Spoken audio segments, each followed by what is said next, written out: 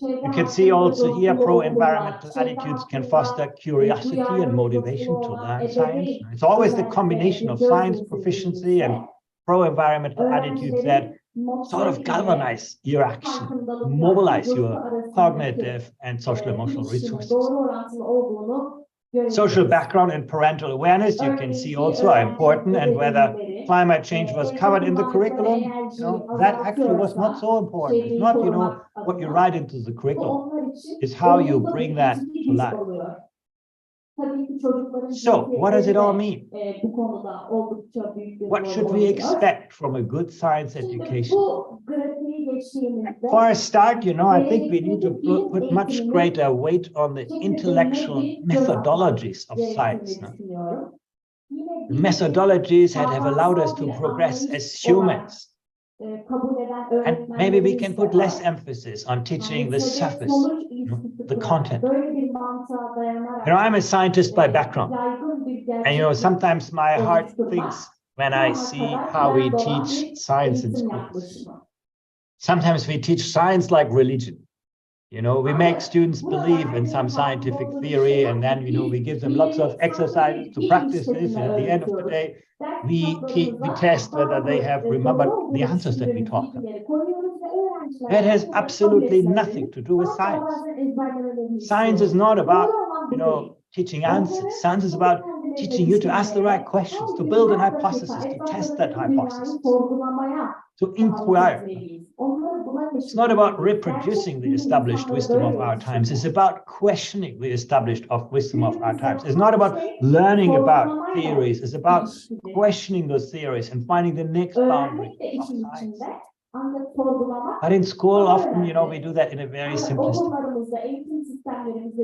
And that also explains why many young people do not like science. In primary school, most students are extremely enthusiastic about science. Science is about nature, discovering nature, is about understanding cause and effect, it's about experimenting, it's about doing things.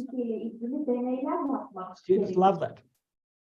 But when you ask them that question again in secondary school, for many students, science has become a boring subject of formulas and equations. Because, we teach it in this way.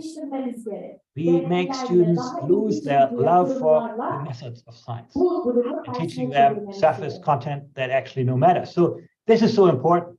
We need to place greater emphasis on the conceptual foundations of science. Can you think like a scientist? You design an experiment. You distinguish questions that are scientifically investigable from those that are not, rather than just teaching the content. Second point I want to make. People have to engage more with probabilistic thinking. The more we learn to find signal in noise, the more we understand relative likelihoods and to think in terms of alternative futures, the better we will be prepared for the future that eventually arises. The pandemic was a great example. If you did not understand that concept of probability, you had a very hard time following the advice of scientists, because nobody could argue with certainty. Everything has to be expressed, with confidence intervals, significantly. Finding signal in noise, understanding how robust and reliable are findings from scientists. Scientists argue, scientists, disagree. Scientists, have, messages with different levels of confidence. Be open to unlearn, to relearn. Really, really important, that probabilistic thing. And then, human cognition always needs to be at the heart of good science education. I think that's probably understood to most people. And last but not least, science needs to become better to create that sense of optimism in young people. Yes, science can find answers that we cannot even imagine today. And we have to get students ready for that. We have to create that sense of optimism that science will, help us solve some of the huge problems of humanity that we cannot even imagine today. We want young people to engage, in climate mitigation, climate adaptation, technology, methodologies to find big answers to this. So that can-do attitude of science, I think, is really, really important. Engineers are born to solve problems, not to just, remember formulas and equations. Good. You know, and I want to show you a little bit of what we do in our own work at the OECD on this, in our PISA framework, where when we test scientific competency among students, we want to know, can students, you know, recognize, offer, and evaluate explanations for what they observe? Can they explain the world around them in scientific terms? We want to see whether they can construct and evaluate designs for scientific inquiry and interpret scientific data and evidence critically. Now, they are confronted with some facts and figures. Can they, you know, navigate them? Can they understand them, relate to them? And then last but not least, and this is something that we newly introduced, can students, you know, obtain scientific information on a specific issue and evaluate its credibility? Somebody makes a scientific claim. Can 15-year-olds, you know, figure out, is that true or not? And that's, I think, really, really important. Let me explain a few aspects of this concept of scientific literacy in more detail. Now, the first is students' capacity to evaluate scientific information. Distinguishing scientific evidence from misinformation requires not just, you know, media literacy, that's the easy part, but also, you know, good knowledge of scientific concepts, epistemic knowledge of the practices of science. Young people also need epistemic understanding of how scientific knowledge is actually produced. How do scientists find agreement, consensus on this? A very, very important kind of aspect of this. And then we also believe that science identity is an important part of science literacy. There are important science-related forms of cultural and social capital. Do you know science-interested people?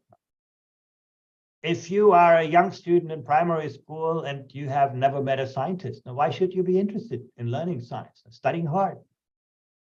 I've also already mentioned the importance of epistemic belief, but also enjoyment of science. Our science self-concept is very, very important. If you know a lot about science, but you don't know how to mobilize your cognitive, social, emotional resources in science, your knowledge will not help you very much. You may answer the school test right, but you're not going to, you know, see a future in this. Once again, you know, every child loves science, but can we sustain and nurture that? I think that's a really, really important question. So, you know, you can find more information about all of this on our website. I'll leave that to you, but I hope that look forward to any questions that you may have.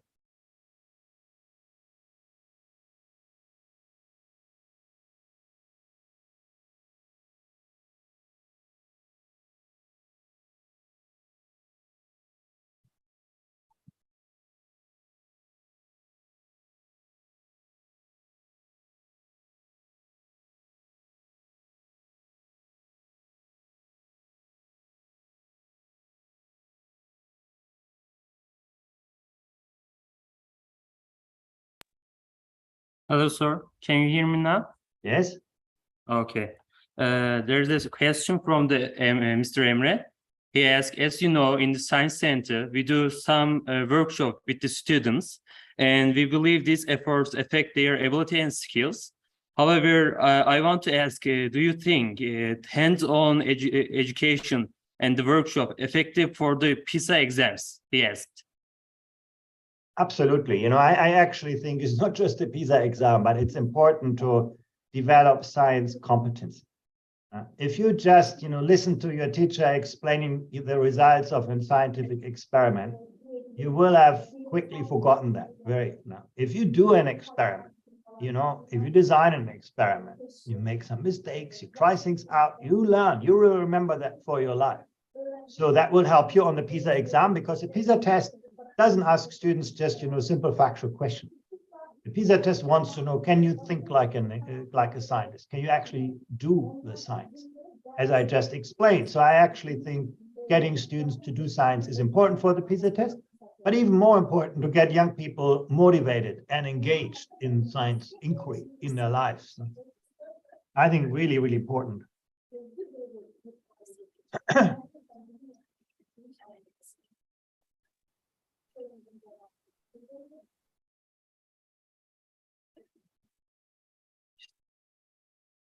There's a second question.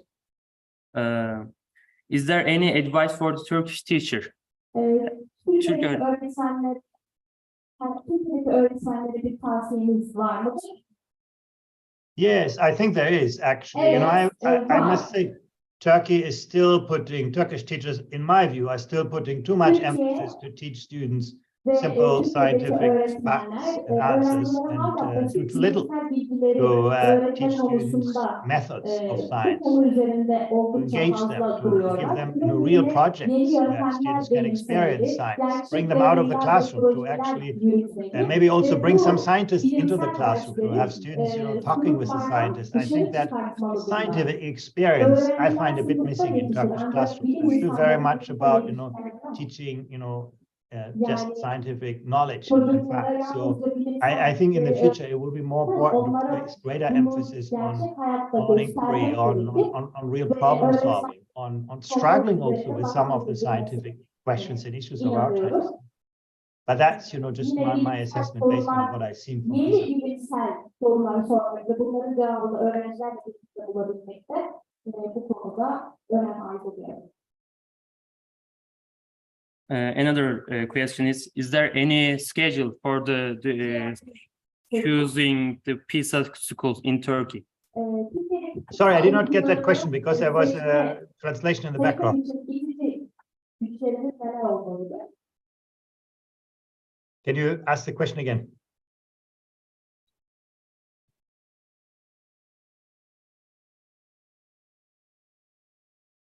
Sorry, can you ask that? Yeah. We want to ask that what are the motives for us to choose the PISA schools in Turkey? Can you speak about this a little bit? Yes, the PISA schools in Turkey are chosen randomly. Basically, the Ministry of Education creates a list of all of the schools in Turkey, and then there is an algorithm that picks schools randomly so that there is a representative sample for schools in Turkey. Now, that's basically the method.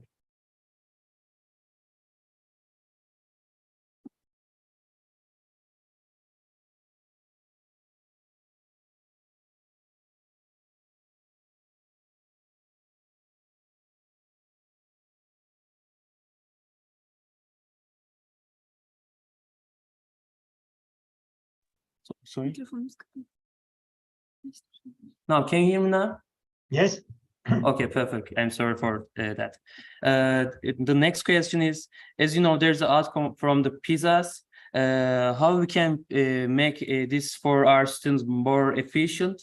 And can you give some example from the other countries who do these outcomes very effective for the students? Yeah, first of all, I actually think Turkey has seen really, really good progress over the last decade. Now, I think the PISA results for Turkey, were not so great 10 years ago, 12 years ago, and now I think have really improved a lot. So I think actually a lot of positive improvements have happened. Again, a few suggestions. One is maybe to place a little bit less emphasis on the reproduction of subject matter content, more emphasis on scientific methods, a little bit less of, passive learning in the classroom, more student activity in science. Students learn best when they do science, not just when they hear about science. And today we can use digital technologies to teach some of those things. So I think actually those would be my main points here.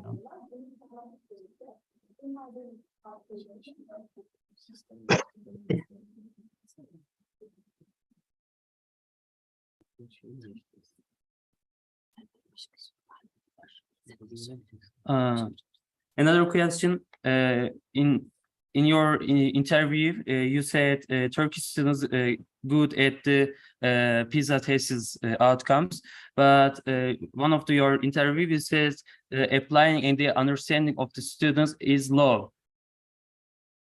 Yes, that's exactly what we observe. Now, the passive knowledge of students is very good, what they know, but when we ask them to apply their knowledge in unfamiliar situations, many Turkish students have great difficulty. So that's something, again, that needs to be strengthened by giving students more opportunities to use and apply their knowledge, including in unfamiliar situations. The success in science is not about remembering what you have been taught, but it's about extrapolating from what you know, and then using and applying your knowledge in new contexts, in novel situations. alanında onlara yeteri kadar bilgi vermemiz ve onları bilinçlendirmemiz gerekiyor.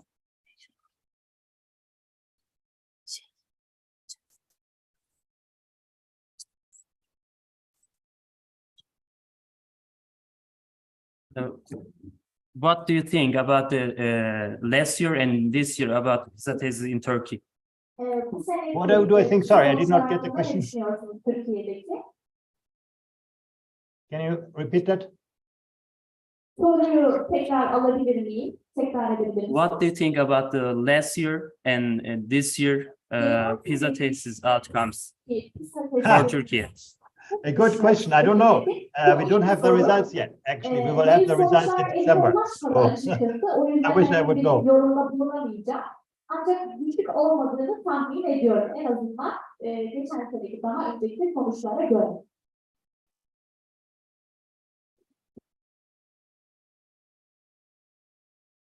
Fifth of December, we will know. 5 Aralık tarihinde sonuçlar elimize ulaşacaktır.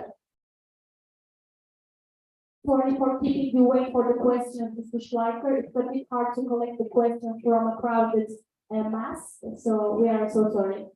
No problem. In 2016, you just interviewed the Habertürk.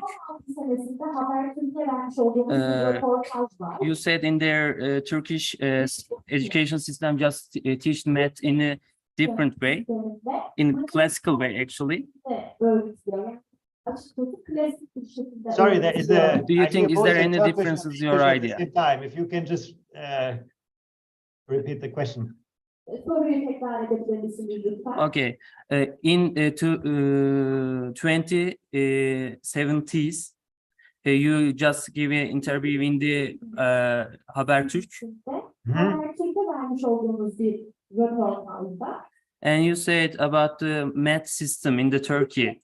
You said they teach the children mathematics in a basic way, actually just geometry and the other stuff. But you said the math is changed because the next generation is changed. Do you think it's still the same or there's a difference? Yeah, I think there has been some improvements, but I still think it is an issue. Like, if you look to Turkish classrooms, there's a lot of emphasis on trigonometry, on calculus, on basic kind of things, and too little emphasis on new topics in mathematics. Computational thinking, very, very important. Probabilistic thinking.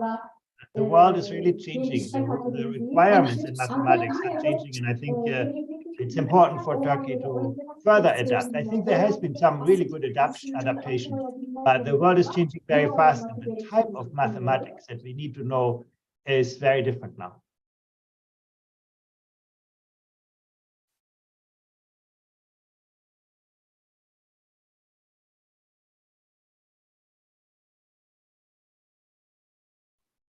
PISA tests just include math, physics, and the reading skills.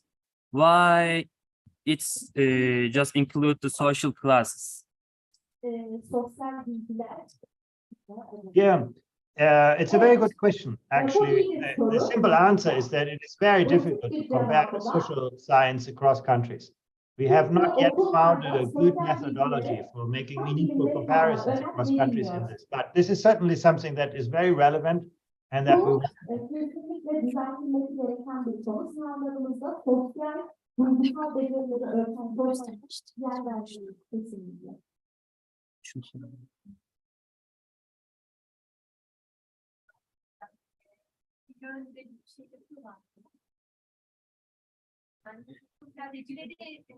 Is there any study about the social classes for the PISA tests or anything at all? Not yet. We have not been able to make meaningful comparisons across countries in social classes, but I think it's a very important topic. And the only aspect that we have covered so far was the PISA assessment of global competence, where we looked at intercultural understanding. We looked at those kinds of aspects, but it's the only thing that we've done so far. Dolayısıyla bunun için henüz erken, ancak mutlaka takip edilebilir. As you know, technology is so improved, it's so high, but we can't apply this technology in the schools. What do you think about that? How we can do cooperate the technology and the schools together? Yeah, I think it's very important. I actually think Turkey has made amazing improvements on this. You know, 3-4 years ago, technology was not very visible in Turkish classrooms. And now you can see a lot of really interesting technologies, but there's a lot more that can be done and needs to be done. I really think it's an area where education needs to advance very significantly. Ancak teknoloji ve eğitimi harmanlayabilmek için teknolojinin değil de biraz daha eğitim sisteminin geliştirilmesi gerekiyor. Bu gerçekleştirildiğinde bu bilgi sistemleri, eğitim ve teknolojiyi bir araya getirebilmekleri daha kolay olacaktır sanıyorum. Ama eğitim incelemeleri yaptığımızda unutamadığımız bir şeyimiz var. In your books, world classes, I guess, there's a model, you say Shanghai model, I think. Is there any, your memory, who remembered about the Shanghai model? Do you can't forget it? Yeah, I've been very impressed. I think Shanghai has been very, very successful in teaching even disadvantaged kids very well. And not using only technology for that. They also have a very, very strong teaching force. What I always remember is how teachers, you know, not only teach their students, but they really know their students. They spend a lot of time with their students outside the classroom to understand who they are. They work with the students' parents to make sure that the parents contribute. They have a very collaborative culture. Teachers, you know, analyze problems together. They observe each other's classes. They improve each other's classes. And there is a, you know, very rapid progress on this and a great kind of atmosphere in the schools. I've always been very, very impressed in the schools in Shanghai that I visited. And I write in the book World Class, I write a lot about, you know, what makes that model so successful.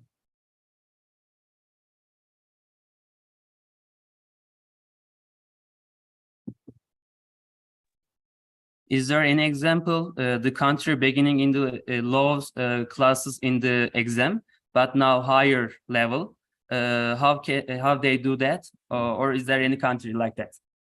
Many countries. In fact, I think Turkey is a good example. You know, over the last 3 PISA cycles, Turkey has been able to actually significantly improve the PISA outcomes. And I think it shows that actually we can improve. And there is a lot that actually teachers can do by, you know, providing high quality learning environments, by using good resources, and by making science learning more action oriented, more experiential, more applied. I think you can make it more interesting, engaging, and when students are interested in something, they study hard and you get good results. So as a teacher, you know, it's important not to just be an instructor, but also to be a good coach, a good mentor, a good facilitator, a good evaluator, a good designer of innovative learning environments. I really think, you know, that's what makes teaching advance and results advance.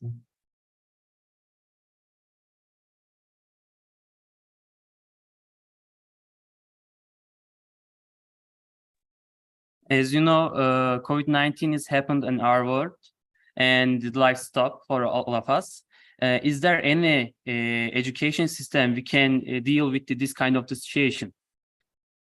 Yeah, actually, some education systems dealt very well with this. If you look, for example, to Singapore, Korea, they managed it really, really well. Or, you know, Sweden and Estonia, I think some education systems did well in minimizing school closures and keeping schools open, education continuing, or using good alternatives, having good digital learning systems in place. So actually, I think the pandemic has taught us a lot about how to manage disruptions in education.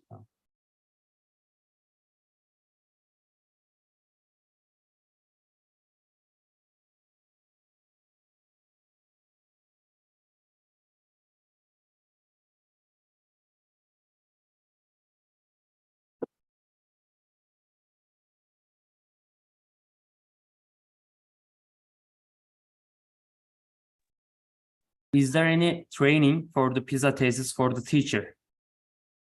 We don't provide that training. I think some countries have engaged in this, but from the OECD, no, we do not have any kind of training program for that. What we suggest is, we have the PISA framework, and we have example questions from PISA. So teachers who are interested in this can learn a lot about the ideas behind PISA and the nature of the PISA tasks.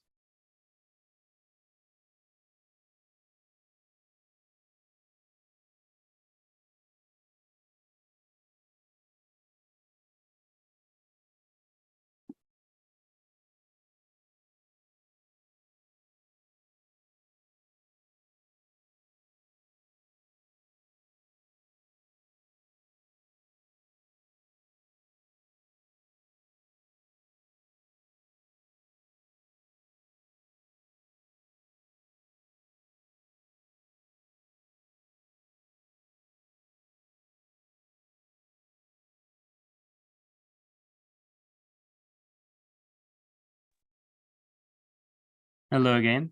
Yeah. There's a question we asked before, but some information is missing, I think. That's why we said you said Turkish students better in the understanding than and applying to the test, but you said there is some problem about a student like that, but how science centers can improve this misunderstood or applying the things the better way for the students? I think the main role that science centers can play is to make science interesting and engaging for young people. To show students that science learning is not about formulas and equations, but it's about doing science.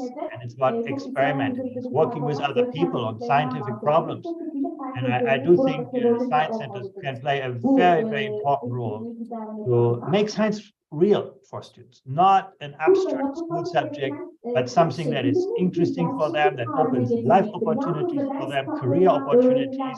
Science centers cannot just teach science, but they can bring young people together with people who work in science. So that, if you as a student are inspired by a real scientist, you may be interested in pursuing such a career. I think science centers can do a lot to make science more experiential, more real, and by that entice young people into this profession. So I think actually the motivational aspect of science centers is as important as the knowledge aspect.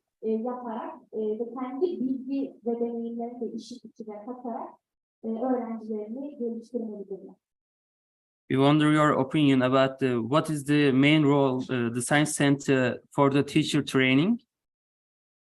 Yeah, also there, I think, teachers should see that science is not about just teaching what's in the textbook, but teachers need to own science as a method of inquiry, to help students build an evidence-based view. So I think actually science centers can help teachers, become more familiar with the nature of scientific inquiry.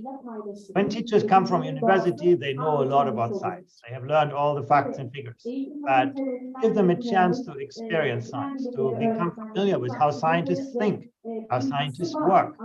I think that's a role that a science center can take place to build a home for science teachers, to upgrade their professional experience and knowledge.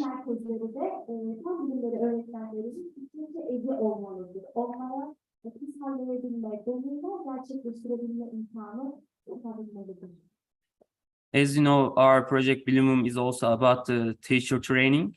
What do you think about it? Tell me again.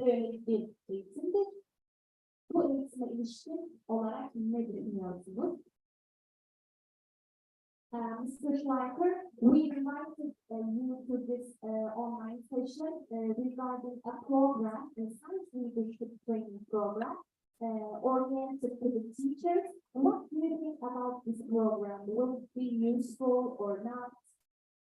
I think so. I think it's a very interesting approach. Tabii ki ilginç bir yaklaşım olduğunu düşünüyorum. Faydalı bir yaklaşım olduğunu düşünüyorum. Thank you so much, sir. We wish you hear next projects. We are really be honored to welcome you here now. Thank you. I look forward to that. Bye-bye. Goodbye, Mr. Schleicher. Thank you so much. Okay. Thank you. Buyurun hocam. Sonlandırıyorum.